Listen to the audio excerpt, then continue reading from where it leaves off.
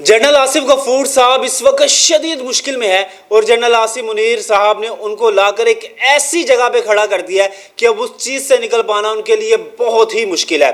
वो आसिफ मुनीर साहब ने उनको एक पैगाम दिया है। वो कहते हैं कि leakage of the information is no more, कि अब ये खुफिया मालूमात जो हैं, ये डिटेल्स हैं, अब ये लीक नहीं होनी चाहिए। ये सारा क्या माजरा है ये भी आपको बताते हैं।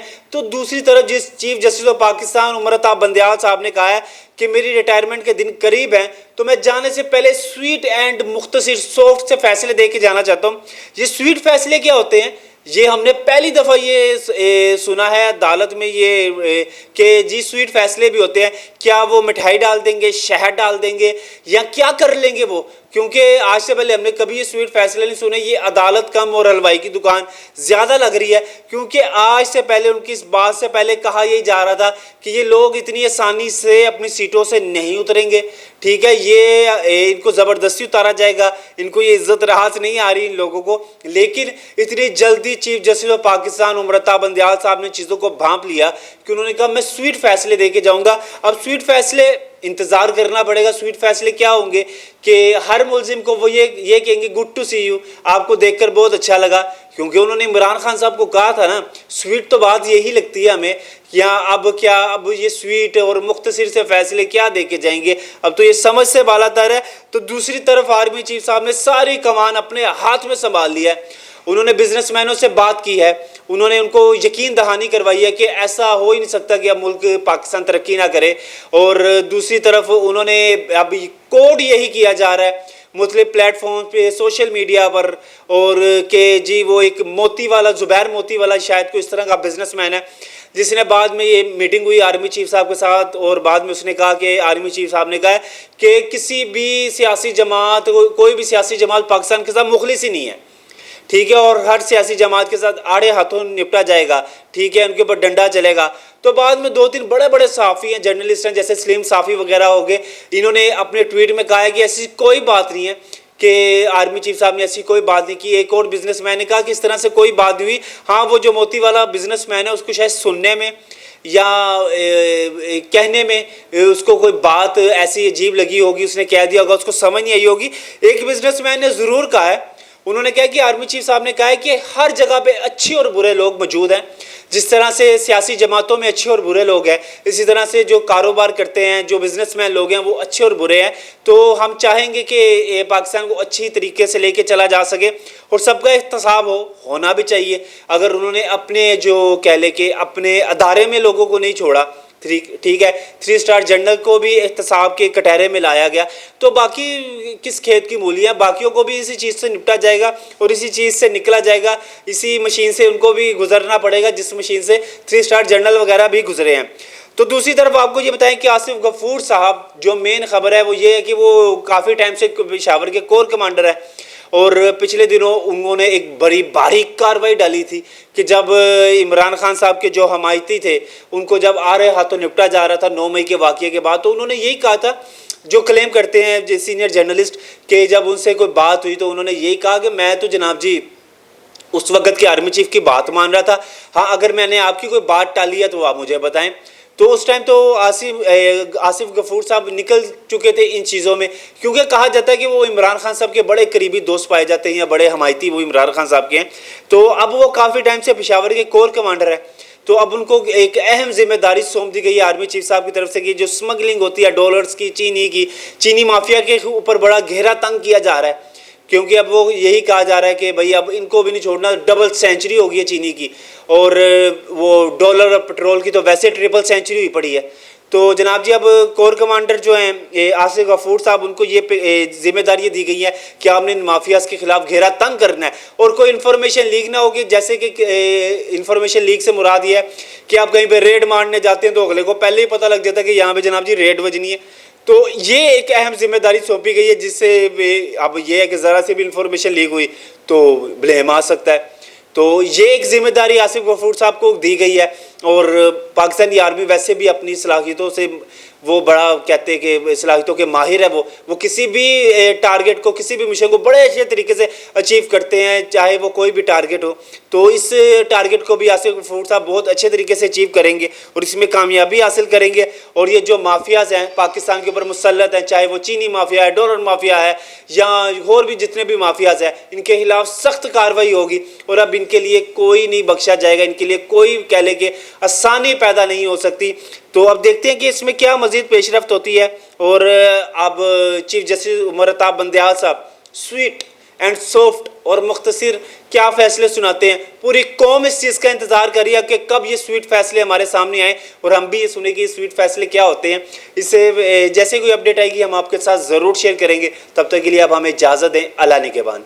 जनरल आसिफ गफूर साहब इस वक्त शदीद मुश्किल में है और जनरल आसिम मुनीर साहब ने उनको लाकर एक ऐसी जगह पे खड़ा कर दिया है कि अब उस चीज़ से निकल पाना उनके लिए बहुत ही मुश्किल है। वो आसिम मुनीर साहब ने उनको एक पैगाम दिया है। वो कहते हैं कि leakage of the information is no more, कि अब ये खुफिया मालूमात जो हैं, ये डिटेल्स हैं, अब ये लीक नहीं होनी चाहिए। ये सारा क्या माजरा है ये भी आपको बताते हैं। तो दूसरी तरफ जिस chief justice of Pakistan Umar Ata Bandial साहब ने कहा है कि मेरी रिटायरमेंट के दिन करीब हैं, तो मैं जाने से पहले स्वीट एंड मुख्तसर सॉफ्ट से फैसले दे के जाना चाहता हूँ। ये स्वीट फैसले क्या होते हैं, ये हमने पहली दफ़ा ये सुना है अदालत में ये कि जी स्वीट फैसले भी होते हैं। क्या वो मिठाई डाल देंगे, शहद डाल देंगे या क्या कर लेंगे वो, क्योंकि आज से पहले हमने कभी ये स्वीट फैसले नहीं सुने। ये अदालत कम और हलवाई की दुकान ज़्यादा लग रही है, क्योंकि आज से पहले उनकी इस बात से पहले कहा यही जा रहा था कि ये लोग इतनी आसानी से अपनी सीटों से नहीं उतरेंगे। ठीक है, ये इनको ज़बरदस्ती उतारा जाएगा, इनको ये इज्जत राहत नहीं आ रही इन लोगों को। लेकिन इतनी जल्दी chief justice of Pakistan Umar Ata Bandial साहब ने चीज़ों को भांप लिया कि उन्होंने कहा मैं स्वीट फैसले दे के जाऊँगा। अब स्वीट फैसले इंतज़ार करना पड़ेगा। स्वीट फैसले क्या होंगे कि हर मुलजिम को वो ये कहेंगे गुड टू सी यू, आपको देखकर बहुत अच्छा लगा, क्योंकि उन्होंने इमरान खान साहब को कहा था ना। स्वीट तो बात यही लगती है हमें, या अब ये स्वीट और मुख्तसर से फैसले क्या दे के जाएंगे, अब तो ये समझ से बालातर है। तो दूसरी तरफ आर्मी चीफ साहब ने सारी कमान अपने हाथ में संभाल लिया है। उन्होंने बिजनेसमैनों से बात की है, उन्होंने उनको यकीन दहानी करवाई है कि ऐसा हो ही नहीं सकता कि अब मुल्क पाकिस्तान तरक्की ना करे। और दूसरी तरफ उन्होंने अब कोड यही किया जा रहा है मुख्तलिफ प्लेटफॉर्म पे, सोशल मीडिया पर, और कि जी वो एक मोती वाला, ज़ुबैर मोती वाला शायद कोई इस तरह का बिजनेसमैन है, जिसने बाद में ये मीटिंग हुई आर्मी चीफ साहब के साथ और बाद में उसने कहा कि आर्मी चीफ साहब ने कहा कि किसी भी सियासी जमात, कोई भी सियासी जमात पाकिस्तान के साथ मुखलिस ही नहीं है। ठीक है, और हर सियासी जमात के साथ आड़े हाथों निपटा जाएगा। ठीक है, उनके ऊपर डंडा चलेगा। तो बाद में 2-3 बड़े बड़े सहाफ़ी हैं, जर्नलिस्ट हैं, जैसे सलीम साफ़ी वगैरह हो गए, इन्होंने अपने ट्वीट में कहा है कि ऐसी कोई बात नहीं है, कि आर्मी चीफ साहब ने ऐसी कोई बात नहीं की। एक और बिजनेसमैन ने कहा कि इस तरह से कोई बात नहीं हुई। हाँ, वो जो मोती वाला बिजनेसमैन है उसको शायद सुनने में या कहने में उसको कोई बात ऐसी अजीब लगी होगी, उसने कह दिया होगा, उसको समझ नहीं आई होगी। एक बिजनेसमैन ने ज़रूर कहा है, उन्होंने कहा कि आर्मी चीफ साहब ने कहा है कि हर जगह पे अच्छे और बुरे लोग मौजूद हैं। जिस तरह से सियासी जमातों में अच्छे और बुरे लोग हैं, इसी तरह से जो कारोबार करते हैं, जो बिजनेसमैन लोग हैं, वो अच्छे और बुरे हैं। तो हम चाहेंगे कि पाकिस्तान को अच्छी तरीके से लेके चला जा सके और सबका एहतसाब होना भी चाहिए। अगर उन्होंने अपने जो कह ले कि अपने अदारे में लोगों को नहीं छोड़ा, ठीक है, 3 स्टार जनरल को भी एहतसाब के कटहरे में लाया गया, तो बाकी किस खेत की मूलियाँ, बाकियों को भी इसी चीज़ से निपटा जाएगा और इसी चीज़ से निकला जाएगा। इसी मशीन से उनको भी गुजरना पड़ेगा जिस मशीन से 3 स्टार जनरल वगैरह भी गुजरे हैं। तो दूसरी तरफ आपको ये बताएं कि आसिफ गफूर साहब, जो मेन खबर है वो ये है कि वो काफ़ी टाइम से पेशावर के कोर कमांडर है और पिछले दिनों उन्होंने एक बड़ी बारीक कार्रवाई डाली थी कि जब इमरान खान साहब के जो हमायती थे उनको जब आ रहे हाथों निपटा जा रहा था 9 मई के वाक़ये के बाद, तो उन्होंने यही कहा था, जो क्लेम करते हैं जो सीनियर जर्नलिस्ट, कि जब उनसे कोई बात हुई तो उन्होंने यही कहा कि मैं तो जनाब जी उस वक़्त के आर्मी चीफ की बात मान रहा था। हाँ, अगर मैंने आपकी कोई बात टाली है तो आप मुझे बताएं।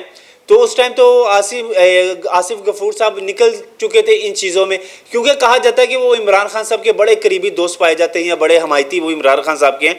तो अब वो काफ़ी टाइम से पेशावर के कोर कमांडर है, तो अब उनको एक अहम जिम्मेदारी सौंप दी गई है आर्मी चीफ साहब की तरफ से कि जो स्मगलिंग होती है डॉलर्स की, चीनी माफिया के ऊपर बड़ा गहरा तंग किया जा रहा है, क्योंकि अब वो यही कहा जा रहा है कि भाई अब इनको भी नहीं छोड़ना, डबल सेंचुरी हो गई है चीनी की, और वो डॉलर और पेट्रोल की तो वैसे ट्रिपल सेंचुरी हुई पड़ी है। तो जनाब जी अब कोर कमांडर जो हैं आसिफ गफूर साहब, उनको ये जिम्मेदारी दी गई है कि आपने इन माफियाज के खिलाफ घेरा तंग करना है और कोई इन्फॉर्मेशन लीक ना होगी। जैसे कि इन्फॉर्मेशन लीक से मुराद ये है कि आप कहीं पे रेड मारने जाते हैं तो अगले को पहले ही पता लग जाता है कि यहाँ पे जनाब जी रेड बजनी है। तो ये एक अहम जिम्मेदारी सौंपी गई है, जिससे अब ये है कि ज़रा से भी इन्फॉर्मेशन लीक हुई तो ब्लेम आ सकता है। तो ये एक जिम्मेदारी आसिफ गफूर साहब को दी गई है। और पाकिस्तानी आर्मी वैसे भी अपनी सलाहियतों से वो बड़ा कहते हैं कि सलाहियतों के माहिर है, वो किसी भी टारगेट को, किसी भी मिशन को बड़े अच्छे तरीके से अचीव करते हैं, चाहे वो कोई भी टारगेट हो। तो इस टारगेट को भी आसिफ गफूर साहब बहुत अच्छे तरीके से अचीव करेंगे और इसमें कामयाबी हासिल करेंगे। और ये जो माफियाज हैं पाकिस्तान के ऊपर मुसल्लत हैं, चाहे वो चीनी माफिया है, डॉलर माफिया है, या और भी जितने भी माफियाज हैं, इनके खिलाफ सख्त कार्रवाई होगी और अब इनके लिए कोई नहीं बख्शा जाएगा, इनके लिए कोई कह ले कि आसानी पैदा नहीं हो सकती। तो अब देखते हैं कि इसमें क्या मजीद पेशरफ्त होती है। और अब चीफ जस्टिस उमर अताब बंदयाल साहब स्वीट एंड सॉफ्ट और मुख्तसर क्या फैसले सुनाते हैं। पूरी कौम इस चीज़ का इंतज़ार कर रही है कि कब ये स्वीट फैसले हमारे सामने आए और हम भी ये सुने कि स्वीट फैसले क्या होते हैं। इससे जैसे कोई अपडेट आएगी हम आपके साथ ज़रूर शेयर करेंगे। तब तक के लिए अब हमें इजाज़त दें। अल्लाह निगहबान।